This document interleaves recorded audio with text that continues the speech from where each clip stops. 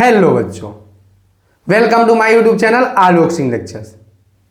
आज हम लोग एक बहुत ही इंपॉर्टेंट डेरिवेशन का डिस्कशन करते हैं। उसका नाम है ऊर्जा ह्रास के लिए व्यंजक। तो बेटा, ऊर्जा ह्रास के लिए व्यंजक समझने से पहले हम लोग ऊर्जा ह्रास की परिभाषा पढ़ते हैं, समझते हैं। तो क्या होती है ऊर्जा ह्रास की परिभाषा? तो जब दो भिन्न भिन्न विभव वाले चालक को आपस में संबंधित कराते हैं तो उच्च विभव वाले चालक से आवेश का प्रवाह निम्न विभव वाले चालक की ओर होता है। यह प्रवाह तब तक होता है जब तक कि दोनों चालकों का आवेश समान ना हो जाए। यह प्रवाह जब तक कि दोनों चालकों का विभव समान ना हो जाए। इस क्रिया के दौरान ऊर्जा में कुछ कमी होती है जिसे हम ऊर्जा ह्रास कहते हैं। आप बेटा राइट डाउन करेंगे अपनी कॉपी में, इसीलिए हम बोले दे रहे हैं। बड़ी डेफिनेशन है तो लिखने की कोई आवश्यकता नहीं, ठीक है। तो क्या करेंगे, जब दो भिन्न भिन्न विभव वाले चालकों को आपस में संबंधित कराते हैं तो उच्च विभव वाले चालक से आवेश का प्रवाह निम्न विभव वाले चालक की ओर होता है। यह प्रवाह तब तक होता है जब तक कि दोनों चालकों का विभव समान ना हो जाए। इस क्रिया के दौरान ऊर्जा में कुछ कमी होती है जिसी को हम लोग कहते हैं ऊर्जा ह्रास। क्या कहते हैं? इस क्रिया के दौरान ऊर्जा में कुछ कमी होती है, इस कमी को हम लोग कह देते हैं ऊर्जा ह्रास कह देते हैं। क्या कह देते हैं बेटा? ऊर्जा ह्रास कह देते हैं। तो बेटा ऊर्जा ह्रास के लिए व्यंजक के लिए ध्यान समझ लो, थोड़ा सा लेंदी डेरिवेशन है लेकिन समझने में आपको बिल्कुल दिक्कत नहीं होगी। ये हमारा वादा है। तो सबसे पहले हम लोग निकालेंगे, दो अपने पास चालक होंगे तो स्पर्श कराने से पहले दोनों चालकों की अलग अलग ऊर्जा निकालेंगे, उनको दोनों को जोड़ लेंगे तो स्पर्श कराने से पहले कुल ऊर्जा आ जाएगी।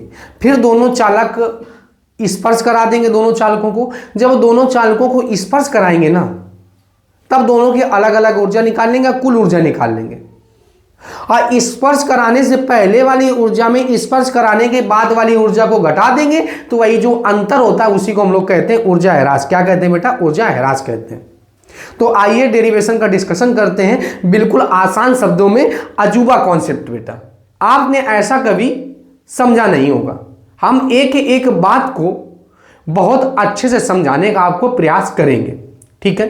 चलिए स्टार्ट करते हैं।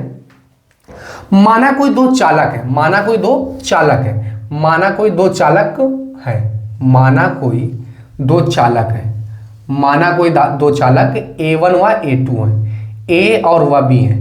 माना कोई दो चालक है, माना कोई दो चालक है, माना कोई दो चालक है जिनमें संचित आवेश क्रमशः Q1 व Q2 है, जिनमें संचित आवेश Q1 व Q2 है, जिनमें संचित आवेश Q1 व Q2 है, जिनमें विभव V1 व V2 है, विभव V1 व V2 है और धारिता C1 व C2 है। बस बेटा इतना याद रखना। माना कोई दो चालक है, माना कोई दो चालक है जिनमें संचित आवेश Q1 व Q2 है, जिन पर संचित आवेश Q1 व Q2 है, जिन पर विभव V1 व V2 है, धारिता C1 व C2 है। अब निकालते हम लोग पहले चालक की स्थिर ऊर्जा।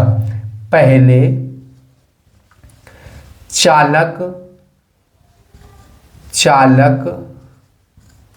की स्थितिज ऊर्जा, स्थितिज ऊर्जा निकालो बेटा। पहले चालक की स्थिर ऊर्जा कैसे निकालेंगे? तो पहले चालक की स्थिर ऊर्जा कैसे निकालेंगे? तो पहले चालक की स्थिर ऊर्जा होती क्या है? स्थिर ऊर्जा होती है U इक्वल टू में होता 1/2 CV² होती है, CV²। तो पहले चालक को इसको हमने मान लिया V1 और ये धारिता धारिता है C1 और विभव है V1, धारिता है C1 और विभव है बेटा V1। अब निकालते हैं दूसरे चालक की स्थिर ऊर्जा। दूसरे चालक की स्थितिज ऊर्जा, दूसरे चालक की स्थितिज ऊर्जा, स्थितिज ऊर्जा निकाल लेते हैं। दूसरे चालक की स्थिर ऊर्जा क्या होती बेटा? तो दूसरे चालक की स्थिर ऊर्जा होती, पहले चालक की स्थिर ऊर्जा निकाल लिया U1 equal to 1/2 C1 V1², और दूसरे चालक की स्थिर ऊर्जा निकाल लिया तो बेटा क्या हो जाएगा? स्थिर ऊर्जा तो बिल्कुल सेम होती 1/2 CV², 1/2 CV² होता है। तो इसे नाम दे देंगे V2, U2 नाम दे देंगे और इसको C2 है ना बेटा। दूसरे चालक की स्थिर ऊर्जा कितनी? C2, अब विभव कितना? V2 है। अब बेटा कुल स्थिर ऊर्जा निकालते हैं। क्या निकालते हैं? कुल स्थितिज ऊर्जा, कुल स्थितिज ऊर्जा, स्थितिज ऊर्जा। अब निकालते हैं कुल स्थिर ऊर्जा तो क्या होगी? U इक्वल टू में होगा U1 और प्लस में क्या होगा? U2 होगा। तो 1/2 C1 V1 square 1/2 C2 V2 square, U equal to में आ गया, बना लिया समीकरण 1, बना लिया समीकरण 1। बेटा यहाँ तक आपको समझ में आ गया होगा। कुल स्थिर ऊर्जा हमने निकाल ली। तो पहले चालक, ये स्पर्श कराने से पहले स्थिर ऊर्जा है, तो पहले चालक की स्थिर ऊर्जा निकाली तो U1 इक्वल टू आया 1/2 C1 V1 स्क्वायर, दूसरे चालक की स्थिर ऊर्जा 1/2 C2 V2 स्क्वायर, और कुल स्थिर ऊर्जा निकाली तो U equal to 1/2 C1 V1 square plus 1/2 C2 V2 square हो गया, V2 स्क्वायर। बेटा यहाँ पे क्या है, V2 स्क्वायर।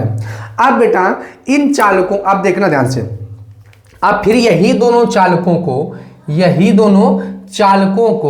अब बेटा यहाँ इन दोनों चालकों को एक तार द्वारा हमने क्या करा दिया बेटा, स्पर्श करा दिया। क्या करा दिया, एक चालक तार द्वारा क्या करा दिया, स्पर्श करा दिया। तो इन दोनों चालकों को एक चालक तार द्वारा, इन्हीं दोनों चालकों ए व बी को एक चालक तार द्वारा स्पर्श करा दिया। ये बात लिखनी पड़ेगी। तो इसमें बेटा अब चालकों को एक तार द्वारा आपस में स्पर्श करा दिया, तो अब इसमें क्या होगा, चालकों को आपस में इस पर संबंधित कर देते हैं, जिससे उच्च विभव से आवेश का प्रवाह निम्न विभव की ओर होता है। यह प्रवाह तब तक होता है जब तक कि दोनों चालकों का विभव समान ना हो जाए, जब तक कि दोनों चालकों का विभव समान ना हो जाए। तो आप बेटा ध्यान से ये बात लिखनी पड़ेगी आपको यहाँ पे। अब इन दोनों चालकों को आपस में एक चालक तार द्वारा संबंधित करा देते हैं, जिससे उच्च विभव से आवेश का प्रवाह निम्न विभव की ओर होने लगता है। यह प्रवाह तब तक होता है जब तक कि दोनों चालकों का विभव समान ना हो जाए। तो अब तो बेटा विभव हो गया समान अपना, तो जब विभव समान हो गया तो हम निकालते हैं बेटा औसत विभव। क्या निकालते हैं, औसत विभव। औसत विभव निकालते हैं। क्या निकालते हैं बेटा, औसत विभव क्या होता है, तो औसत विभव होता है संयुक्त धारिता। संयुक्त धारिता होती है बेटा, संयुक्त औसत विभव बराबर में होता है कुल आवेश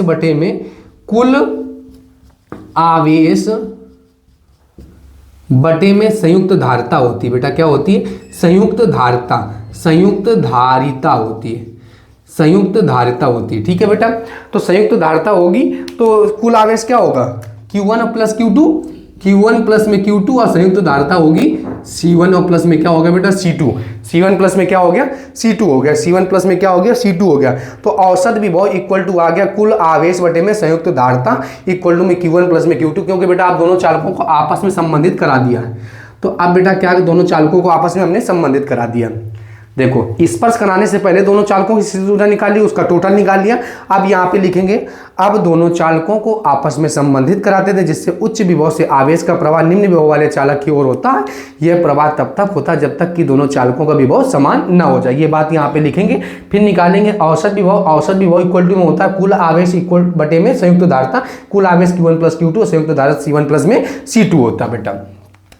तो औसत विभव V इक्वल टू में आएगा, औसत विभव V इक्वल टू में आएगा, Q की जगह हम लिखेंगे, चूंकि हम लोग जानते हैं Q बराबर में होता है CV, तो यहाँ पे क्या लिखेंगे, Q1 है तो यहाँ पे क्या लिखेंगे, C1 V1 और C2 V2 लिखेंगे। C2 V2 और बटे में क्या हो जाएगा, C1 और प्लस में क्या हो जाएगा, C2 हो जाएगा। तो बेटा ये खुद एक अपने आप में बेहद इंपॉर्टेंट फार्मूला है औसत विभव। तो औसत विभव याद रखेंगे V इक्वल टू में होता है C1 V1 plus C2 V2 बटे में C1 प्लस में C2 होता है। अब ये बेटा स्पर्श करा दिया तो अब यहाँ पे हो गया औसत विभव। क्या हो गया बेटा, ये औसत विभव। तो अब निकालते हैं विभव समान होने के पश्चात, विभव समान होने के पश्चात, विभव समान होने के पश्चात, तो विभव समान होने के पश्चात पहले चालक की स्थितिज ऊर्जा, पहले चालक की स्थितिज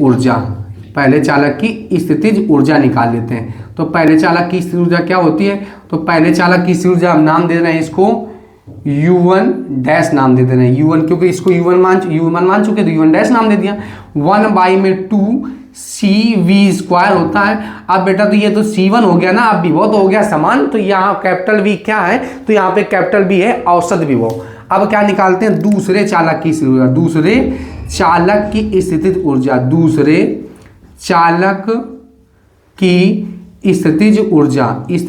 ऊर्जा निकालते हैं। दूसरे चालक की स्थितिज ऊर्जा क्या होगी, दूसरे चालक की स्थितिज ऊर्जा तो यू होगी बेटा U2 डैश इक्वल टू में हो जाएगा 1/2 C2V², क्योंकि बेटा आप औसत विभव हो गया। अब निकालते हैं कुल स्थितिज ऊर्जा। अब स्पर्श करा चुके ना, तो अब निकालते हैं कुल स्थितिज ऊर्जा। कुल स्थितिज ऊर्जा, तो कुल स्थितिज ऊर्जा क्या होगी बेटा, तो ये होगी U डैश नाम देते हैं, तो क्या होगा U1 डैश और प्लस में क्या होगा U2 डैश होगा।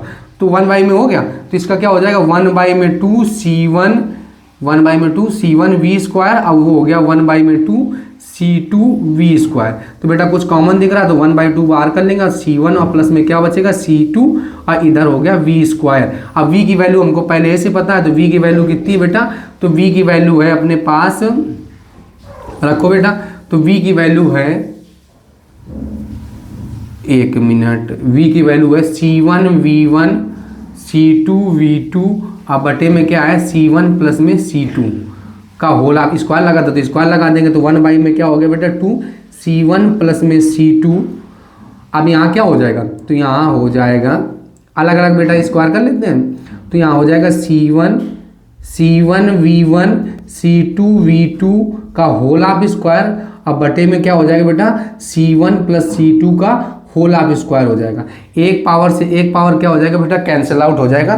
तो U डैश इक्वल टू में आ गया क्या 1/2, 1/2 क्या आ गया बेटा 1/2, 1/2 C1V1 C2V2 का होल ऑफ स्क्वायर, अब बटे में क्या हो गया C1 प्लस में C2 हो गया, C1 प्लस में क्या हो गया C2, इसको बना लिया समीकरण 2, इसको बना लिया समीकरण 2।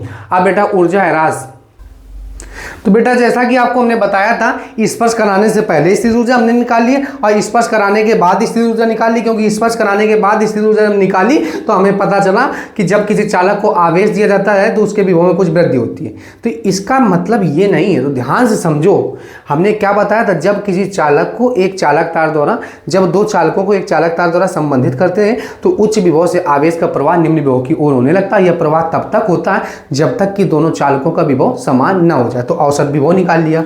अब यहाँ लिखेंगे ऊर्जा ह्रास। तो ऊर्जा ह्रास क्या होता है, तो ऊर्जा ह्रास होगा बेटा अपने पास ऊर्जा ह्रास,